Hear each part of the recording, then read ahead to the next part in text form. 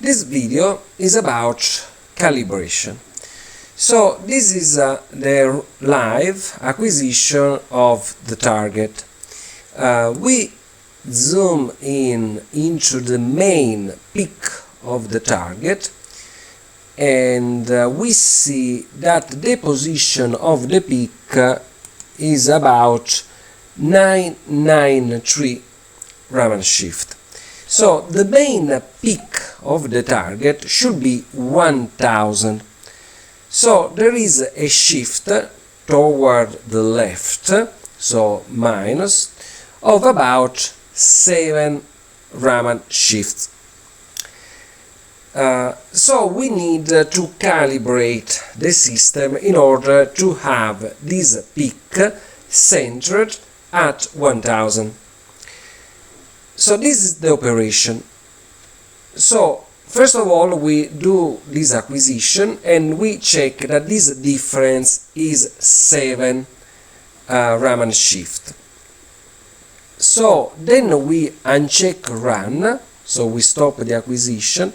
We can see we make all the spectrum visible, and we go into view and we go into the X scale in nanometer nm.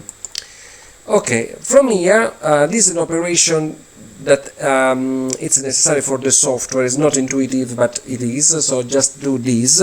So remember this one, view X scale in a nanometer. So then we go in a calibration and we do calibration shift. So here we have to input some value. This value is calculated from this formula. Basically, we have that in order to have 4 Raman shift plus 4 Raman shift, so 4 points, we need to input 0.1 nanometer, the value in the field that we saw before.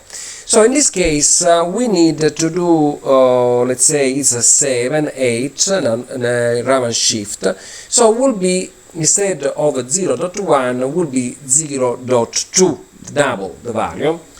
So we go back here and we input this number 0.2. Then we do apply shift and we will see a tiny shift movement of the spectrum.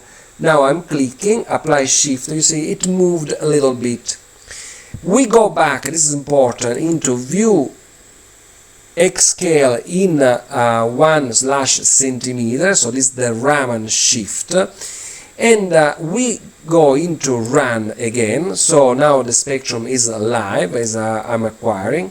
I do zoom in and I see that the peak now is centered perfectly at 1000 Raman shift.